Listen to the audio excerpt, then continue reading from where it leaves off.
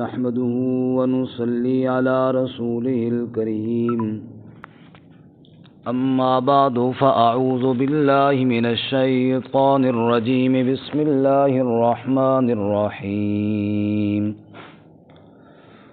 قل من ينجيكم من ظلمات البر والبحر تدعونه تضرعا وخفية لئن أنجانا من هذه لنكونن من الشاكرين قل الله ينجيكم منها ومن كل كرب ثم أنتم تشركون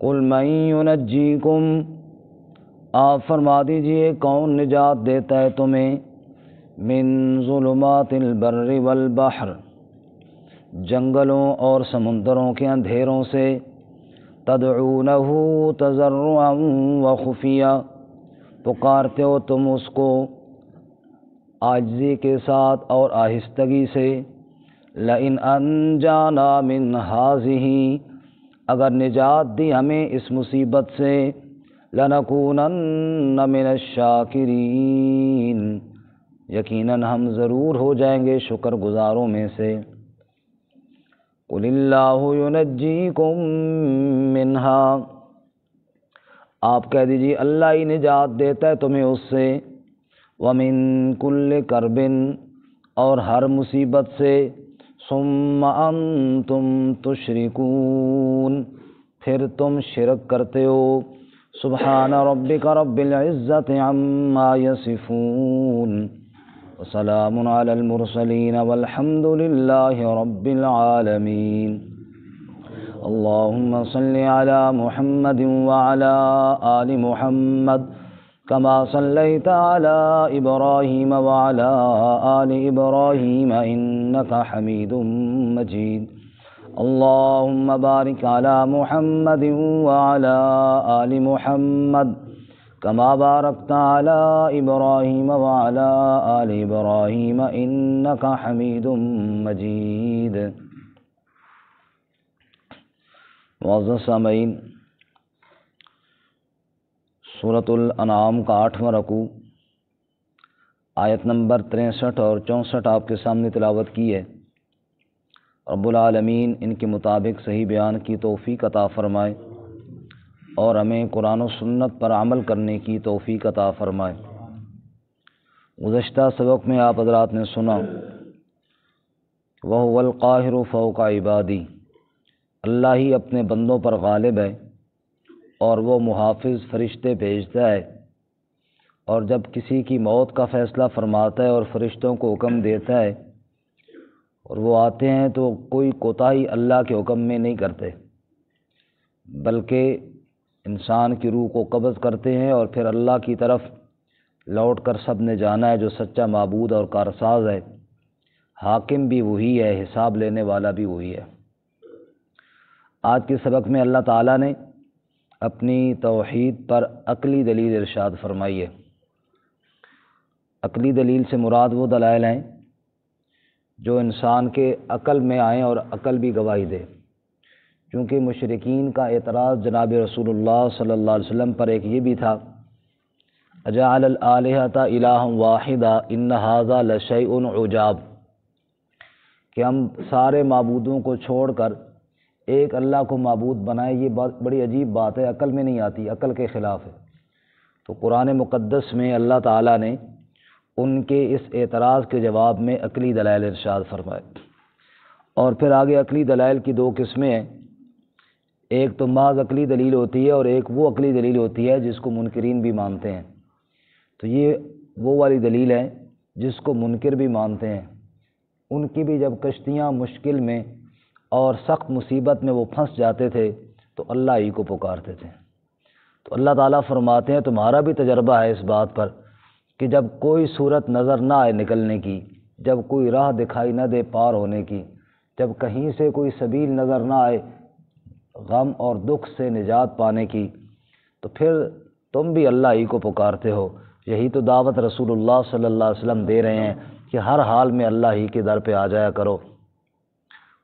رسول اللہ صلی اللہ علیہ وسلم نے ارشاد فرمایا ایک صحابی سے جس نے سوال کیا تھا کہ یا رسول اللہ صلی اللہ علیہ وسلم میں یہ چاہتا ہوں میری کوئی دعا رد نہ ہو، میری دعائیں قبول ہوں۔ آپ صلی اللہ علیہ وسلم نے ارشاد فرمایا خوشی کے دنوں میں تو اللہ کو نہ بھول، وہ غم کے دنوں میں تجھے نہیں بھولے گا۔ ہر حال میں اللہ کو یاد کرو، ہر وقت اللہ کو پکارو، پھر جب تمہاری کشتیاں ڈوبیں گی یا تم کسی اور بھنور اور مصیبت میں پھنسو گے، اللہ تمہیں تنہا نہیں چھوڑے گا، اللہ تعالیٰ تمہیں ضرور نجات عطا فرمائے گا۔ تو اللہ تعالیٰ فرماتے ہیں اس آیت مبارکہ میں کہ میرے محبوب صلی اللہ علیہ وسلم قل، آپ فرمائیے، آپ ان سے پوچھئے، من ینجیکم من ظلمات البر والبحر، کون ہے جو تمہیں نجات دیتا ہے خشکی اور دریاؤں کے اندھیروں میں۔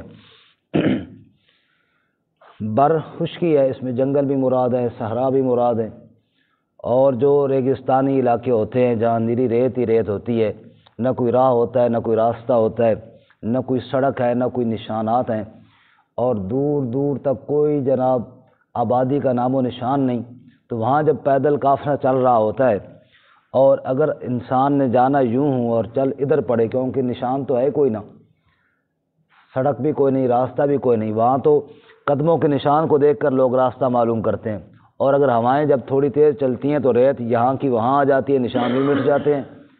اب جب نشان بھی مٹ گئے، کوئی پتہ نہیں چل رہا کہ جناب کدھر جانا ہے، اور پھر بندہ بھٹک جائے اور صحرا میں بھٹکتا رہے، نہ اس کے پاس پانی رہے، نہ اس کے پاس کھانے کی کوئی چیز رہے، تو ظاہر بات ہے وہ اتنی مصیبت میں پھنسے گا کہ وہ یہی سمجھے گا کہ اب تو میں گیا۔ بتاؤ اس بھٹکے ہوئے مسافر کو منزل تک پہنچانے والا کون ہے؟ اور جب یہ بھٹکا ہوا مسافر مایوس ہوتا ہے اور سے سمجھ نہیں آتی کہ کدھر جانا ہے، اس وقت فطرت اندر سے بول کر کہتی ہے کہ اب اللہ کو پکار، اور پھر وہ اللہ ہی کو پکارتا ہے۔ اور مشرکین بھی اس طرح کیا کرتے تھے کہ اس مشکل میں اللہ کی طرف ہی ان کا دھیان جاتا تھا۔ ایسی جنگلوں میں جہاں جنگل ہی جنگل ہیں، درخت ہی درخت ہیں، انسان کو سمجھنا ہے کہ کہاں جانا ہے اور کہاں نہیں جانا، ہر درخت کو دیکھتے ہیں تو ڈر لگتا ہے یہاں سے پتہ نہیں کوئی میرے لیے مصیبت اور نہ کھڑی ہو جائے، سمجھ نہیں آ رہی کہ کس طرف جانا ہے۔ اس وقت اس بھٹکے ہوئے مسافر کو جنگل کی راہوں سے نکال کر اس کی منزل تک پہنچانے والا کون ہوتا ہے؟ وہ اللہ ہی ہوتا ہے۔ تو فرمایا ان سے پوچھ میرے پاک پیغمبر صلی اللہ علیہ وسلم، جو لوگ یہ کہتے ہیں کہ یہ بات عقل میں نہیں آتی، ایک اللہ کی عبادت کریں اور باقیوں کو چھوڑ دیں، ان کو کہے اتنی بات تو عقل میں آتی ہے، جب تم صحراؤں میں پھنس جاتے ہو، جب تم جنگلوں میں پھنس جاتے ہو، یا والبحر، یا سمندروں میں تمہاری کشتیاں ڈوبنے لگتی ہیں، تمہارے جہاز ڈوبنے لگتے ہیں اور تمہیں کوئی کنارہ نظر نہیں آتا، بتاؤ ان بھٹکے ہوئے مسافروں کو کنارے جب اللہ لگاتا ہے اور یہ بات تمہارے عقل میں بھی آتی ہے، تو پھر یہ بات عقل میں کیوں نہیں آتی کہ عبادت کے لائق بھی صرف اللہ ہی ہے، لا الہ الا اللہ، وہی معبود ہے، وہی مسنود ہے، ہر دکھ اس کے سامنے بیان کیا جائے، ہر فریاد اللہ کے سامنے کی جائے، اور وہ اپنے بندوں کی فریادوں کو قبول کرنے والا ہے۔ تو فرمایا قل من ینجیکم من ظلمات البر والبحر، آپ فرما دیجئے کون تمہیں نجات دیتا ہے خشکی اور تری کے اندھیروں سے۔ تو اندھیرے سے مراد یہی ہو گیا کہ راہ بھٹک جانا۔ سرین فرماتے ہیں راہ بھٹک جانا بھی ایک اندھیرا ہے، یعنی بظاہر تو دھوپ ہے، روشنی ہے، لیکن جب اسے راہ نہیں پتہ چل رہا تو سمجھو کہ اندھیرا ہے۔ جیسے اندھیرے میں بندے کو کوئی سمجھ نہیں آتا، ایسے ہی وہاں بھی وہ اندھیرے میں بھٹکا ہوا، ایسے کوئی سمجھ نہیں آتی۔ یا اندھیرے سے مراد واقعی رات بھی ہے کہ جنگلوں میں صحراؤں میں رات ہو جاتی ہے، کوئی پتہ نہیں چلتا کدھر جانا ہے اور کدھر نہیں جانا۔ یا اندھیروں سے مراد وہ اندھیرے ہیں جو اس کے دماغ میں اس وقت گھومتے ہیں، پریشانی اور غم کے اندھیرے، غم کے اندھیرے اس کو گھیر لیتے ہیں کہ اب کدھر جاؤں گا، اب میرا کیا بنے گا، لیکن پھر اللہ تعالیٰ اس کے لیے امید کی کرن لے کر آتے ہیں اور سیدھا راستہ اس کو دکھا دیتے ہیں۔ اور فرمایا جب ایسی مصیبت میں پھنس جاتے ہو نا تو پھر 4 کام کرتے ہو۔ یہاں اس آیت مبارکہ میں 4 کاموں کا ذکر۔ نمبر 1 تدعونہ، تم پکارتے ہو اس کو، کس کو؟ اللہ تعالیٰ کو۔ جب مشکلوں میں پھنس جاتے ہو پھر اللہ ہی کو پکارتے ہو۔ دوسری جگہ اللہ قرآن پاک میں فرماتے ہیں اذا رکبوا فی الفلک دعوا اللہ مخلصین لہ الدین، جب وہ کشتیوں میں سوار ہوتے خالص اللہ ہی کی پکار کیا کرتے۔ اور یہ بڑا مشہور واقعہ بھی ہے کہ اکرمہ بن ابی جہل، حضرت اکرمہ جو ابو جہل کے بیٹے تھے، فتح مکہ کے بعد وہ بھاگے رسول اللہ صلی اللہ علیہ وسلم کے ڈر سے، تو کشتی میں جا بیٹھے اور کشتی بھنور میں آئی تو اللہ نے کہا کہ اللہ کو پکارو۔ اکرمہ نے کہا بھائی اللہ کو کیوں پکاریں، یہ دعوت تو محمد صلی اللہ علیہ وسلم کی ہے، ہمارے تو یہ لات ہے، یہ منات ہے، یہ فلاں اور یہ فلاں، ان کو کیوں نہ پکاریں۔ اللہ نے کہا یہ ہمارے والے جو ہے نا یہ دریا کے باہر باہر تو گزارا کر لیتے ہیں، دریا کے اندر ان کی سروس کوئی نہیں ہے۔ جب کشتی یہاں پہ پھنس جاتی ہے مجھے پتہ ہے کہ بس اللہ ہی کو پکارو تو کشتی کنارے لگتی ہے، ورنہ اب اللہ جب سمجھ دے دے۔ ابو جہل کا بیٹا اکرمہ سمجھ گیا کہ یہ دعوت تو محمد صلی اللہ علیہ وسلم کی ہے، پھر بات تو ان کی ٹھیک ہے نا کہ جب کشتی پھنس جائے اور مصیبت گھیر لے پھر اللہ ہی کام آتا ہے، تو باہر تو پھر چلو ویسے بھی گزارا چلتا ہے، تو کیوں نہ پھر ہم اللہ کو پکاریں۔ اب اس نے دل میں وعدہ کیا یا اللہ اب اگر یہاں سے مجھے نجات ملتی ہے میں سیدھا تیرے نبی کے پاس جا کر ایمان قبول کر لوں گا۔ چنانچہ انہوں نے ایسے ہی کیا، ایمان قبول کر لیا، تو اللہ تعالیٰ نے سمجھ عطا فرمائی۔ تو جب کشتیاں ان کی بھنور میں آتی تھیں اور ڈوبنے کے لیے ڈوبنے کی طرف جاتی تھیں تو اس وقت انہیں بھی اور کوئی نظر نہیں آتا تھا، پھر وہ بھی اللہ ہی کو پکارتے تھے۔ لیکن مومن کی ایک شان یہ ہے کہ وہ ہر حال میں اللہ کو پکارتا ہے، بس یہ فرق ہے۔ شیخ سعدی شیرازی رحمۃ اللہ علیہ کی بات کہ جب کوئی نظر نہیں آتا تو کون نظر آتا ہے؟ اللہ۔ لوگ کہتے ہیں اللہ نظر نہیں آتا، اور میں سعدی کہتا ہوں کہ جب کوئی نظر نہیں آتا تو بتاؤ کون نظر آتا ہے؟ پھر اللہ ہی نظر آتا ہے جب کوئی نظر نہیں آتا تو بارکہ تدعونہ، اس کو تم پکارتے ہو، اور پکارنے کا انداز کیا ہے؟ تضرعاً، گڑ گڑا کر، عاجزی سے۔ اور یہ والی پکار جو ہے نا اصل ہوتی ہے۔ ہمارے ہاں تو اللہ تعالیٰ رحم فرمائے اکثر دعائیں ہماری رسمی ہو گئی ہیں جی، بس ایک فرضی طور پہ ایک فارمیلٹی پوری کرنی ہے، دعا ہو گئی۔ حالانکہ فرض نماز کے بعد جو دعا کی قبولیت کا وقت ہے، رسول اللہ صلی اللہ علیہ وسلم سے پوچھا گیا کہ ای الدعاء اسما، زیادہ قبول ہونے والی سنی جانے والی دعا کون سی ہے؟ آپ نے 2 وقت بتائے، ایک تہجد کا وقت، اللہ ہمیں اس وقت اٹھنے کی توفیق عطا فرمائے۔ اس وقت اللہ تعالیٰ خود صدا لگا رہے ہوتے ہیں، کوئی مجھ سے مانگنے والا، کوئی رزق مانگتا ہے میں رزق دوں، کوئی صحت مانگتا ہے میں صحت دوں، کوئی اور مجھ سے معافی مانگتا ہے میں اس کو معافی عطا کروں، خود اللہ تعالیٰ بلا رہے ہوتے ہیں۔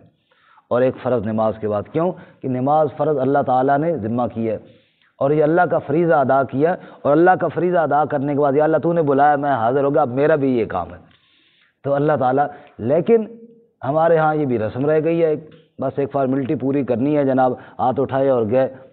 حالانکہ ہر انسان بجائے امام کے ہاتھوں کو دیکھنے کے اللہ کی طرف دیکھے اور اللہ تعالیٰ سے گڑ گڑائے اور اذکار کرے، اور جناب وہ یہ نہیں کہ جناب امام نے ہاتھ پھیر دیا میں نے پھیر نہیں، خواہ مخواہ وہ بیٹھے روئے، اللہ کے سامنے عاجزی کرے اور اللہ تعالیٰ کے سامنے گڑ گڑائے اور اللہ تعالیٰ سے دعائیں مانگے تضرعاً۔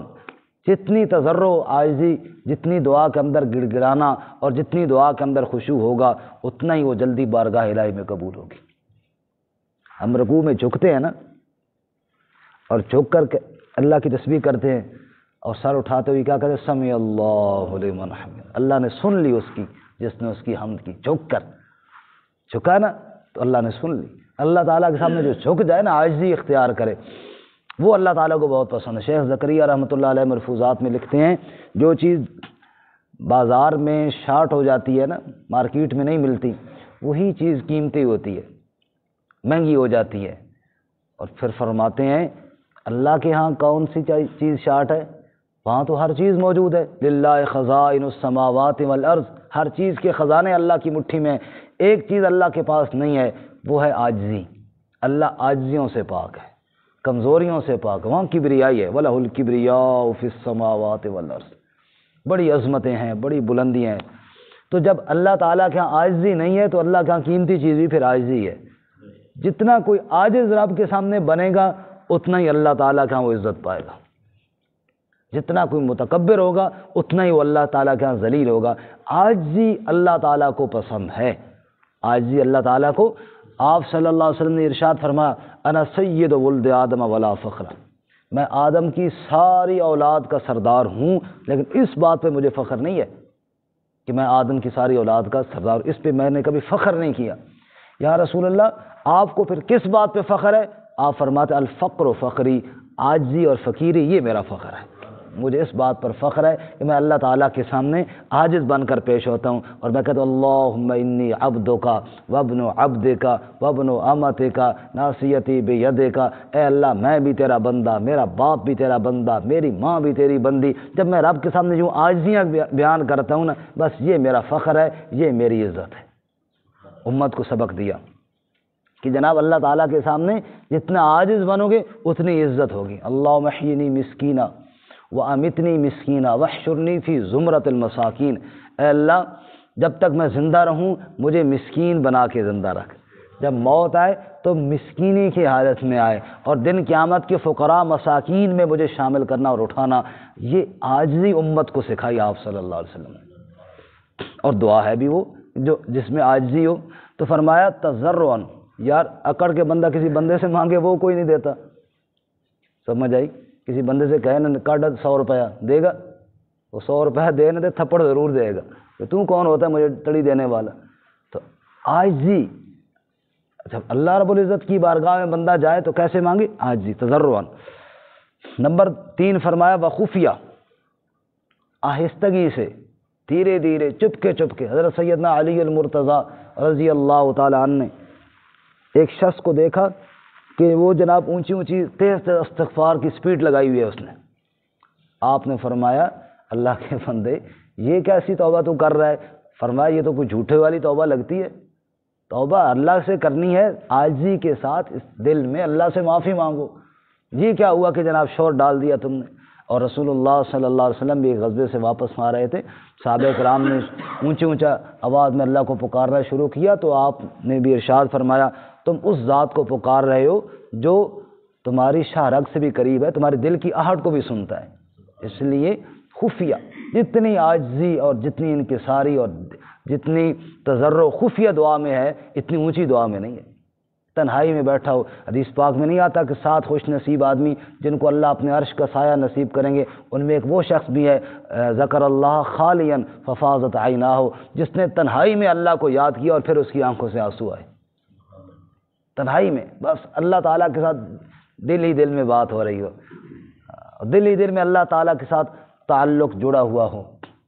مثل کلمۃ طیبۃ کشجرۃ طیبۃ اصلها ثابت وفرعها فی السماء، پاکیزہ کلمے کی مثال اللہ فرماتے ہیں اس پاکیزہ درخت کی طرح ہے جس کی جڑ زمین میں ہے اور شاخیں آسمان میں ہے۔ تیرے ایمان کی جڑ تیرے دل میں ہے اور تیری پکار اللہ کے عرش تک جا رہی ہو، یہ والی دعا اللہ کو پسند ہے۔ خفیہ، عاجزی کے ساتھ، انتہائی تضرع کے ساتھ۔ رسول اللہ صلی اللہ علیہ وسلم نے فرمایا بعض لوگ رات میں اپنے بستر پر لیٹے ہوتے ہیں اور جناب بیچ میں نا 1 منٹ آنکھ کھل جاتی ہے پھر آنکھ لگ جاتی ہے، اس جو 1 منٹ آدھے منٹ میں آنکھ کھلتی ہے نا، پھر ان کا ایسا رب کے ساتھ تعلق ہوتا ہے اس منٹ آدھے منٹ میں بھی وہ اللہ کو پکارتے ہیں اور جنت میں اللہ سے اپنے درجے اور بلند کروا لیتے ہیں۔ ایسا رب کے ساتھ تعلق ہو کہ جناب انسان سویا ہوا ہو، کروٹ بدلے تو بھی رب سے باتیں کر رہا ہو، اٹھے تو بھی رب سے باتیں کر رہا ہو، قرآن پاک پڑھتے پڑھتے دعائیں پڑھتے پڑھتے سو جائے اور اٹھے پھر زبان پہ فوراً الحمدللہ آئے۔ یہ جب رب کے ساتھ تعلق ہو گیا بس سمجھو انشاءاللہ کامیابی ہوگی۔ اہل جنت جب جنت میں جائیں گے نا، انشاءاللہ ہم بھی جائیں گے، وہاں جناب ایک دوسرے سے حال حوال پوچھیں گے، بات چیت ہوگی اور پوچھیں گے یار جنت میں کیسے آئے ہو، یہ نا ہم جنت میں آ کیسے گئے؟ نمازوں کی وجہ سے آئے، روزے کی وجہ سے آئے، تبلیغ کی وجہ سے آئے، جہاد کی وجہ سے آئے، تدریس کی وجہ سے آئے، کون سا نیکی کا کام تھا جو ہمیں جنت تک لے آیا؟ تو اللہ تعالیٰ قرآن پاک میں بتاتے ہیں کہ اہل جنت کہیں گے 2 باتیں، انا کننا من قبل فی اہلنا مشفقین، دنیا میں ہم جو اللہ تعالیٰ سے ڈرتے رہتے تھے نا، ایک تو وہ ڈر ہمیں جنت میں لے آیا، اور دوسرا انا کننا من قبل ندعوہ، دنیا میں ہم اللہ کی پکار کیا کرتے تھے، کبھی یہ کہہ رہے ہیں یا اللہ مجھے صحت عطا فرما دے، یا اللہ مجھے رزق عطا فرما دے، یہ دنیا بھی اللہ سے ہی مانگنی ہے، یا اللہ مجھے ایمان عطا فرما دے، یا اللہ موت کی سکرات اور تلخیوں سے محفوظ فرما، یا اللہ قبر کے عذاب سے محفوظ فرما، یا اللہ محشر کی گرمی سے محفوظ فرما، کبھی کس کام کے لیے کبھی کس کام کے لیے۔ وہ جو دنیا میں اللہ تعالیٰ کو پکارتے رہتے تھے نا، بس وہ ایسا اللہ تعالیٰ نے کرم فرمایا کہ ہم تو سمجھ رہے ہوتے ہیں کہ شاید دعا قبول ہی کوئی نہیں ہوئی، آج وہ ساری دعائیں قبول ہوئیں اور جہنم سے بچا کے اللہ نے جنت عطا فرما دی۔ اس لیے فرمایا تضرعا و خفیہ، فرمایا کہ جب ان سے پوچھو، جب تم اللہ کو پکارتے ہو، پھر پکارتے بھی عاجزی سے ہو، پکارتے بھی خفیہ ہو، اور کہتے ہو لئن انجانا من ہذہ لنکونن من الشاکرین، اگر تو نے ہمیں نجات دی اس مصیبت سے ہم شکر گزاروں میں سے ہو جائیں گے۔ تو چوتھا کام کیا ہے؟ شکر گزاری۔ چوتھا کام کیا ہے؟ شکر گزاری۔ شکر جو ہے نا جی، یہ اللہ کے انبیاء علیہ الصلاۃ والتسلیمات کی تعلیمات میں اولین ترجیح ہے۔ لئن شکرتم لازیدنکم، شکر کرو گے تو اللہ نعمتیں بڑھائے گا۔ اور حضرت سیدنا سلیمان علیہ السلام کی دعا میں رب اوزعنی ان اشکر نعمتک، اے اللہ مجھے یہ ہمت دے تاکہ میں تیری نعمتوں کا شکر ادا کر سکوں۔ حضرت سیدہ عائشہ صدیقہ رضی اللہ تعالیٰ عنہا نے پوچھا یا رسول اللہ صلی اللہ علیہ وسلم، اللہ تعالیٰ نے تو آپ سے بخشش کا وعدہ کر رکھا ہے اور پھر آپ پوری رات کھڑے رہتے ہیں، پاؤں مبارک پر ورم آ جاتے ہیں، سوج جاتے ہیں، تو اتنی مشقت آپ کیوں برداشت کرتے ہیں؟ آپ نے فرمایا عائشہ افلا اکون عبدا شکورا، میں اللہ کا شکر گزار بندہ کیوں نہ بنوں؟ تو شکر جو ہے نا یہ اللہ تعالیٰ کو بہت پسند، اللہ ہمیں توفیق عطا فرمائے۔ تو چار باتیں اللہ تعالیٰ فرماتے ہیں جی، اور یہی چار باتیں حسن ہیں۔ فرق صرف اتنا ہے کہ مشرکین مصیبت کے وقت میں ان چار باتوں پر عمل کرتے ہیں، بعد میں مکر جاتے ہیں، اور مومن ہر حال میں ان چار باتوں پر عمل کریں۔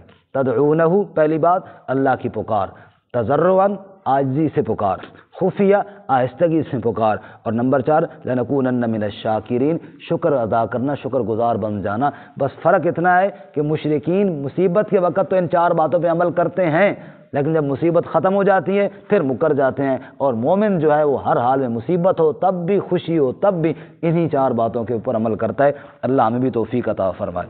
قل اللہ ینجیکم منہا، میرے پاک پیغمبر صلی اللہ علیہ وسلم آپ فرما دیجیے اللہ ہی نجات دیتا ہے تمہیں اس مصیبت سے۔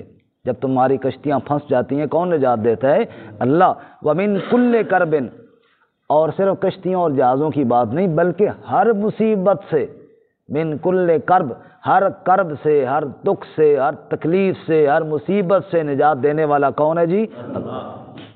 ثم انتم تشرکون، پھر تم شرک کرتے ہو اس کے ساتھ۔ یہ معاملہ خراب ہے کہ جب نجات وہی دینے والا ہے پھر پکار ہر حال میں اسی کی ہونی چاہیے۔ ایاک نعبد، اسی کی بات، اسی کی پکار، اللہم انا نستعینک۔